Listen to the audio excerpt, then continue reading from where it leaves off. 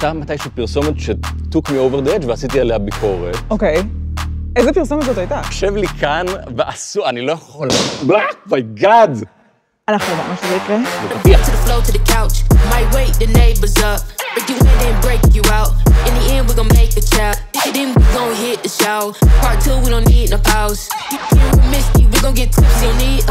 הלו. אהלן. מה קורה? בסדר, מה שלומך? זה מבט שלא יודע מי אני. זה מבט של... אבל זה הפורמט, זה טוב. תוכנית פתיחת העונה, נעים מאוד. נעים מאוד, מה קורה? אני דני. אני אור. היי אור. מה קורה? בסדר. רוצים לפתוח מצלמות. אוקיי. אור. מצלמות עוד לא פתוחות? אז למה הייתי נחמד עד עכשיו סתם כך? אור פותח את העונה. Let's make it worth it. חניר? תוצאה. איזה קול יש לך. תהנו. זה הדבר הראשון שאני שמה לב באור. זה מה שאני מוציא החוצה. איזה קול. כן. מה שלומך? בסדר גמור.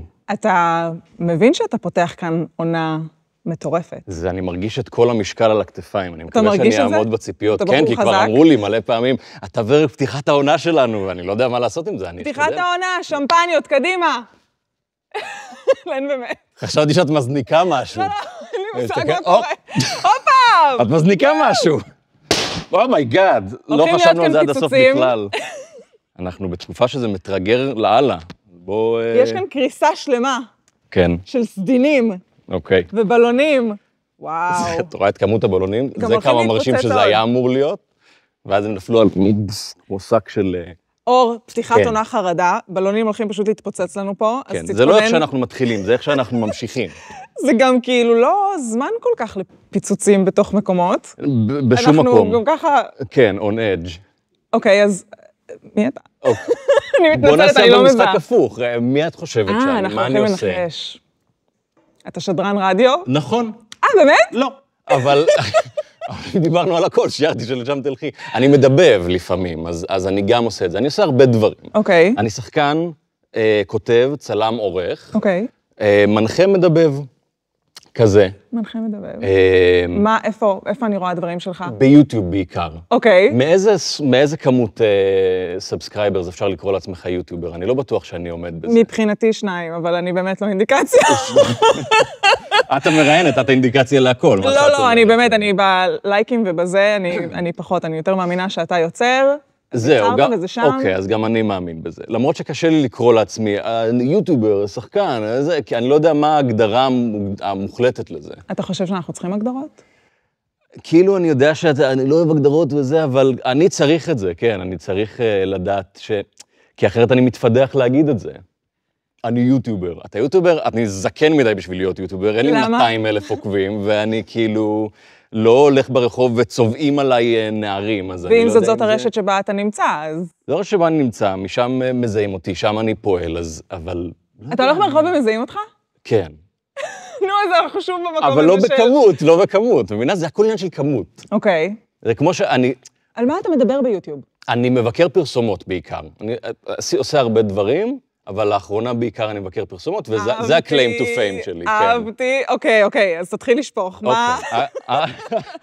קדימה, בוא ניירט את כל מערך הפרסומות במדינת ישראל.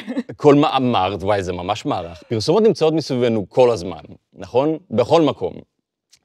ואני למדתי משחק, אני מצלם ועורך כדי להתפרנס, כי ממשחק קשה להתפרנס, אני עושה את זה מלא זמן, ובקורונה התחלתי לעשות כל מיני סרטונים קצרים, סאטיריים וכאלה, והמון זמן רציתי לעשות ביקורת על פרסומות, כי הן נמצאות בכל מקום והן נורא מעצבנות אותי. ואם יש משהו שאני יודע לעשות טוב, זה לנמק. נכון? את העצבים. כן. אוקיי. כשאני כועס, זה אוטומטית הופך לטקסט. אני מדבר המון כשאני עצבני. וואלה. נכון, במבחנים בבית ספר, הם אומרים פרט נמק, זה היה שאלות שהכי אהבתי. תקשיב, אני אעץ לך גמור. אני כל כך אוהב שאלות פתוחות. 2 מילים ואני לא מבינה מה רוצים ממני עוד. אז אני רואה את זה כהזדמנות to prove a point. אם יש שאלה ואומרים לי נמק, אני הולך לנצח את השאלה הזאת. אתה הולך להיכנס, אוקיי. כן. אז אז תן לי זה... אז זה שיש לנו רק 10 דקות, זה לא הפורמט בשבילי, כי 10 דקות זה הזמן שלוקח לי להציג את עצמי. אז אמרתי, אז הייתה מתישהו פרסומת ש-took me over the edge ועשיתי עליה ביקורת. אוקיי. איזה פרסומת זאת הייתה? זו הייתה פרסומת... זה היה לפני הרבה זמן, בגלל זה אתה כאילו הבנתי. ואז עברת מלא פרסומות בנהר. המון. פעם זה גם היה סרטון שלם לפרסומת, ואחר כך זה... יש כל כך הרבה, אז רגע, חברות פרסום נכנסות בך, תכלס. לא, חברות פרסום פונות אליי, שאני אעשה להם פרסומות. הן מודות לך. זה מה שמגניב. פידבק כאילו... האנשים שיוצרים את הפרסומות, הם לא דבילים. הקופירייטרים, הצלמים, הבמאים, חד משמעית, כל האופרציות, זה אנשים מוכשרים שהגיעו לזה כי הם מוכשרים. ובדרך כלל מה שדופק אותם והופך את הפרסומות שלהם למה שאנחנו רואים בטלוויזיה, אומרים, מה זה? זה הלקוח. החברה ששילמה להם כדי ליצור את זה, כן? אומרים, זה קצת מסוכן מדי, זה קצת זה, אנחנו לא רוצים, בוא נלך על בטוח. מפחדים כאילו. אז יוצא משהו או סאחי נורא, או משעמם נורא, או ישן נורא, כי אתה אומר, אולי זה יעצבן מישהו. אם אתה עושה משהו שלא מעצבן אף אחד, אתה מעצבן את כולם בסוף. נכון. או שאתה עובר מתחת לרדאר, ואז זה עוד יותר גרוע. נכון, אנחנו בעד דברים שנויים במחלוקת. כן. לא כדי לעצבן, אני לא רוצה שאף פעם תעשה משהו כדי לעשות פרובוקציה, כי אז אתה טרול. קימיק. כן. כן. אבל אז מה שיצא, כשחקן אתה מתפרנס הרבה גם מלעשות פרסומות. אז עשיתי החלטה מודעת שלא ילהקו אותי יותר לפרסומות, הייתי בסדר. לא שרפת את עצמך. כן. אני אשרוף את עצמי, אבל יהיה לי הזדמנות אחרת. בחיים לא קיבלתי כל כך הרבה פרסומות, כמו אחרי שהתחלתי לצחוק על פרסומות. איזה מדהים. זה עבד הפוך על הפוך. בגלל זה אני נורא מתפתה להתחיל לצחוק על סרטים וסדרות, כי אני אומר, אולי מישהו יגיד, נורא מצחיק, בוא ניתן לו לככב בסרט. אוקיי, נגיד בוא נקטול איזה סרט, איזה סרט היית קוטל? הוא יושב לי כאן, אני לא יכול... גאד. אנחנו ידענו שזה יקרה. נו, פתיח. אפשר לפנות אותי? יש לכם עוד אורחים שהצטלמו פה היום, והם כולם, אנחנו לא יודעים... צוות הבטחה, אנחנו כאילו... אחרי... אני רוצה לראות איך דניאל מגיב לזה, אני יודע תגובה. כן. אוקיי. כן, הבנתי. אז אתה לא יכול להגיד איזה סרט זה? אני אדבר בקודים. אוקיי. אני עושה... סרט ישראלי או לא? כן. ישראלי. ישראלי זה בעיה, אנחנו תעשייה קטנה. אז אולי תקטול סרט שלו. בישראל, וואו, זה כאילו כמו... סופר לנו זמנים, אתם תזמנתם את הבלונים האלה? יש משהו שמוציא מריכוז. כאילו, ב10 נגמר הרעיון. גם החדר מהדהד. יש כאן... יש, for the record, מי שצופה בזה, יש 9,000 מצלמות, יש כאילו תאורה בכל מקום, זה סט נורא נורא מושקע. אני יכולת לסטרס איטינג. אתה בחרת את הענבים? אתה אוהב ענבים? אני לא מת על ענבים, אבל נתתי כל כך הרבה אילוצי אוכל, שהענבים זה מה שנתנו. היה עולה, או חטיפי חלבון. כן. אנחנו חייבים להתייחס לדבר הזה. אנחנו פותחים פה עונה.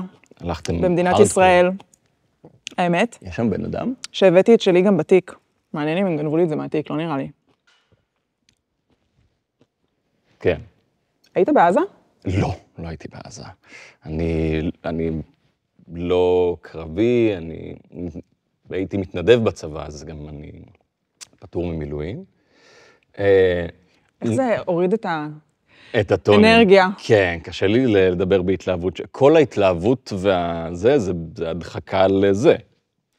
לחלוטין, חד משמעית.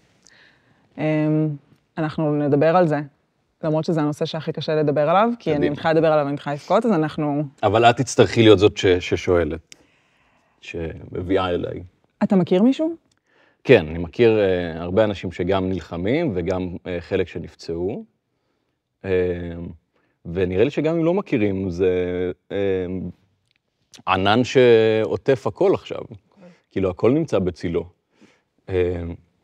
גם החלטות לצלם דבר כזה, גם החלטות לעלות דבר כזה, הכל, זה כאילו... אני חושב שבשבוע הראשון... עוטף אותנו. כן, והיינו מאוד בזה, כי איך אפשר שלא, ואז אנחנו קצת נמצאים מחוץ לזה, כי איך אפשר שלא. אי אפשר להיות לחוד אני לא מוכנה להיות שבויה של חמאס. זה ממש התחושה. זה לא משהו אידיאולוגי כל כך, אני לא עושה דברים, כי אני אומר, אני לא אתן לכם לנצח אותי, המורל שלי לנצח, אני לא מסוגל, אני לא יכול להיות בצער הזה כל כך הרבה זמן. זה מתחלק לתקופות. נכון. יש את התקופה של ההלם הראשוני. נכון. שכולנו חטפנו את השטוזה. כן.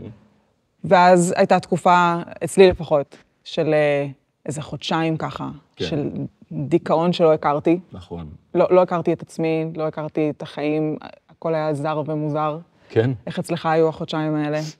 אני ניסיתי להפוך אותם, נורא קשה לי לשהות בדברים האלה. גם לי. כי אני חלש מול זה, אני לא טוב בזה. לא נראה לי שמישהו מאיתנו בנוי לקונספט הזה של רוע בפרצוף, כאילו זה לא... נכון, נראה לי אבל שיש אנשים שיכולים יותר להכיל את זה, או להתמודד עם זה יותר טוב. זה היה לי מאוד קשה. מנגנוני הדחקה יותר טובים. נכון. לא יודעת. גם. אני לא טוב בלהדחיק, אם אני נמצא בזה, אז מאוד מאוד רע לי, ואני לא יכול לעשות עם זה שום דבר. לאן זה לקח אותך אז, כאילו, מהמקום הזה של כאילו, הדיסוננס בין... זה לקח אותי לעשות דברים. אני לא עומד במזעזע. כן, אז אני עובד גם עם כאן, אני עושה איתם דברים, אז עשינו איזה סרטון, כשאני דיברתי עם מי שאני עובד איתו שם, אמרתי לו, תקשיב, אני חושב שצריך, אני רואה אנשים מסביבי שאומרים את מה שאת אומרת, ואני גם מרגיש את זה, אני חושב שצריך לדבר על זה שמותר לברוח לדברים אחרים, כי עכשיו אנחנו קצת חיים את האסקפיזם, אנחנו קצת חיים את... איפה לדעת מה מותר, מה אסור? זה מה שעולה, נכון. זה פשוט... אבל כמו שאמרת, בהתחלה של זה, לא ידענו כאילו מה מותר ומה אסור, ואם אתה רואה שנייה משהו שמוציא אותך מזה, אז אני הרגשתי נורא אשם. עשיתי סרטון על זה, על כאילו מותר לברוח רגע, ואז לחזור, זה לא אומר שאתה חרא בן אדם. אז בגלל זה הפרצוף שלך מוכר לי, בטח קפצת לי איפשהו. יכול להיות, זה תפס טוב דווקא, ואני קיבלתי הרבה הודעות מאנשים שזה עזר להם, אז אני שמח. מעניינים כזה, פתאום אני רואה, אני צריכה לעקוב אחריך, אני אראה שהתכתבנו. יכול להיות? דיברנו. לא יודע. אני לך תודה, סתם, זה מתאים לי. ואז זה נשכח וזה יכול להיות. אני מהמגיבות, אז כאילו, לגמרי. וזהו, ולאט לאט כאילו... אני עושה דברים ומצלם וכותב בזה. מתוך היצירה התחלת לצאת מזה כאילו? כן, לא כי אני... לא איזה משהו מאוד אלטרואיסטי והירואי וזה, אלא משהו מאוד אנוכי שאני צריך לברוח, וזה עוזר לי לברוח, כאילו.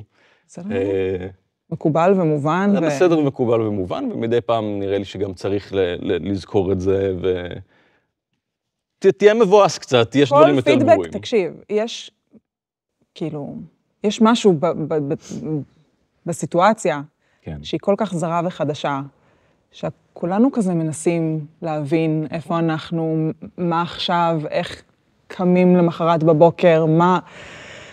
המוח לא בנוי לכל העומס הזה. נכון. ולכן אולי אשמה. ועם זאת, נראה לי שגם אם אנחנו מוצאים משהו שמנחם אותנו, ואנחנו אומרים, אוקיי, אני יכול עכשיו... אנחנו לא צריכים להיות מסוגלים לחיות במקביל לזה, כי אנחנו צריכים לשאוף שזה יסתיים, ויותר לשאוף שזה לא יקרה שוב. חד משמעית. היית בחול מאז, או...? הייתי בחול מאז, הייתי בירח דבש מאז שנדחה וזה. ואיפה היה? מה? לאן טסת? לתאילנד. אז הייתם בתאילנד כמה זמן? חודש. ושם היה מרגיש כרגיל, כאילו עסקים כרגיל. כן, גם כאילו היו לי הרבה חברים שאמרו לי, אל תשים את זה רגע בצד, תעשה את זה, ואז תחזור ותתמודד שוב. בעיקר, אני לא רוצה שזה יהיה לדבר עליי. מה אני מרגיש קצת לא קריטי בהיבט הזה. ברור שלא, אבל עם זאת זה מעניין, כי כל אחד עבר את זה אחרת. היה לך לא קשה, כאילו, יש אנשים שהרבה יותר קשה להם. זה לא תחרות. נכון, זה כמו להגיד, יש ילדים רעבים באפריקה, אין לי צרות. כולנו רוטשנו כאן. נכון. אני באמת לא רואה בזה תחרות באופן אישי. כאילו, בגלל זה השיח שהולך הרבה לכיוונים האלה, של זה לא הזמן לזה, זה כן הזמן לזה, כולם מנסים לעצב איזה משהו של שלמות. זה גם הזמן להכל. זה הזמן לדבר על הכל, לא צריך בעיניי לחכות ליום גם יש לנו חיים אחד, ואנחנו מגרילים, נראה לי, בחיים האלה, מה שאנחנו מגרילים. כן. משם אני אומרת, כאילו, משפטים כמו, לא, מספיק עם זה. כאילו, וזה לא ניתוק לחלוטין, כי תפסו אותי, אתה יודע, איזה משהו בכי באמצע נהיגה, או איזה משהו הזוי. זה מה שאני אומר שזה מרחף כל הזמן, כי כמה שאתה אומר לעצמך, אני עכשיו במשהו אחר, אני נוסע, אני בא למקום הזה, איזה יופי פה וזה, וזה עורב לך איפשהו שכשהדבר ייגמר, זה יצוף מחדש. תמיד יש משהו. תמיד יש משהו. קורונה, זה... זה החיים. אז אנחנו נבקר איזה סרט אמריקאי? מה אתה אומר? תראי. יש לך פוסטקאר וזה, בוא נדבר על איזה משהו...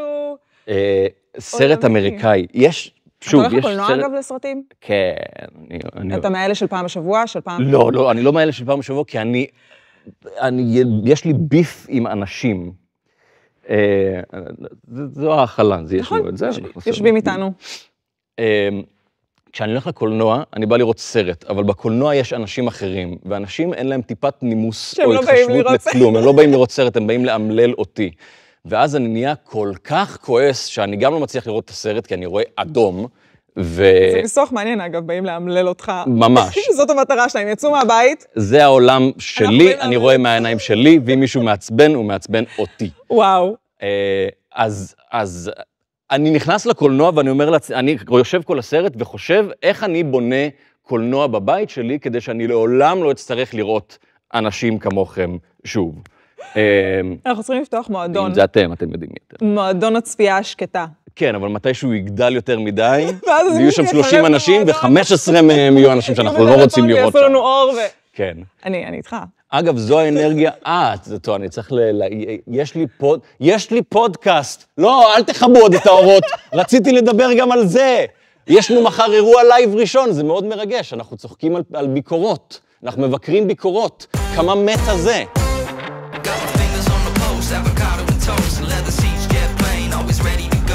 צריך לפוצץ פה עוד איזה בלון. ממש. איזה פתיחת עונה? רגע, חכו עם זה. מה, עשיתם קאט? איזה פתיחת עונה? כמה אותנטי, לא עשינו את זה אף פעם קודם. אז יכולו להגיד, היה רעיון פיצוץ.